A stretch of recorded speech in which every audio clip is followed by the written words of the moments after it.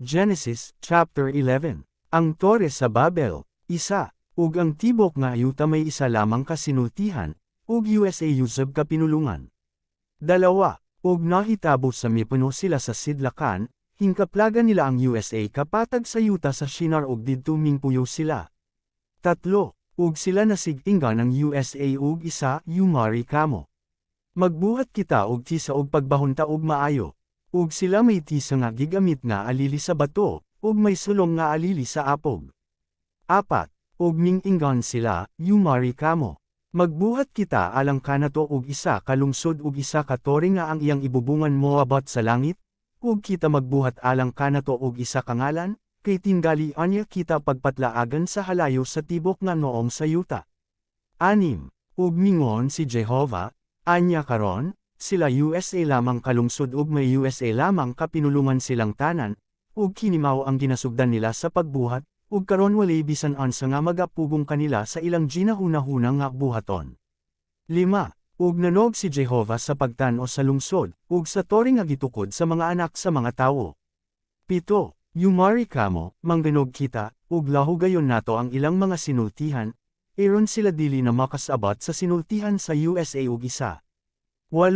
Biusa, gipapatlaag sila ni Jehovah sa halayo ngadto sa ibabaw sa noong sa tibok nga yuta, ug gibiyan nila ang pagtukod sa lungsod. Siyam, tungod nini ang ngalan na idto gituwag Babel, kay didto gilahugay ni Jehovah ang sinultihan sa tibok nga yuta. Ug gikan didto gipapatlaag sila sa noong sa tibok nga yuta. 10. Hinimaw ang mga kaliwatan ni Sem, may panuigan nga USA kagatos katuwag, ug nanganak kang Arphaxad, duruha ka tuwag sa human ang lunok. 11. Ug si Sem, sa human manganak kang Arphaxad, nakadangat og 5 kagatos ka tuwag, ug nanganak siya og mga anak nga lalaki ug mga anak nga babae. 12. Ug si Arphaxad nakadangat og 3 ug 5 ka tuwag, ug nanganak nga siya kang Sala. 13. Ug si Arphaxad, sa human manganak kang Sala, nakadangat og 4 kagatos ug 7 ka tuwag, ug nanganak siya og mga anak nga lalaki ug mga anak nga babae. 14. Ug nakadangat si Sala og 3 ka tuwag, ug nanganak siya kang Heber.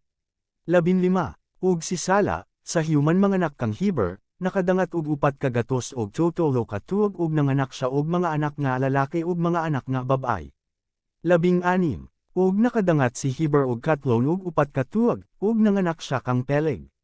17. Ug si Heber, sa human manganak kang Peleg, nakadangat og 4 kagatos ug 3 ka tuwag, ug nanganak siya og mga anak nga lalaki ug mga anak nga babae. 18. Ug nakadangat si Peleg og 3 ka tuwag, ug nanganak siya kang Ru. 19. Ug si Peleg, sa human manganak kang Ru, nakadangat og 2 kagatos ug 9 ka tuwag, ug nanganak siya og mga anak nga lalaki ug mga anak nga babae.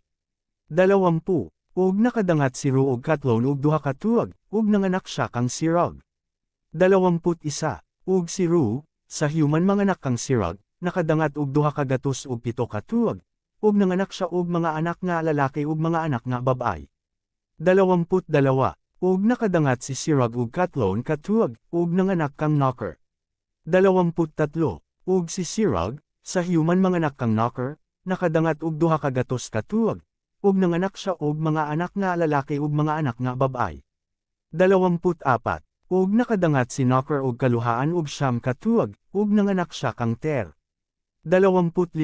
Ug si Knocker, sa human manganak kang Ter, nakadangat og 1 kagatos ug 10 ug 9 ka tuwag, ug nanganak siya og mga anak nga lalaki ug mga anak nga babae.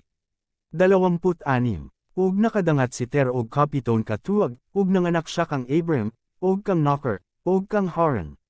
27. Hinisilimaw ang mga kaliwatan ni Ter, si Ter nanganak kang Abram, ug kang Knocker, ug kang Haran, ug si Haran nanganak kang Lot.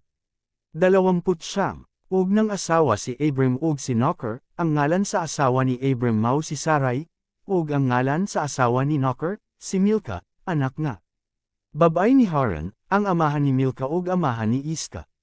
28. Ug namatay si Haran, sa wala pa mamatay ang iyang amahan nga si Ter sa yuta nga iyang natawohan, sa or sa mga kaldahanan. 30. Apan si Sarai apuli, walay anak siya.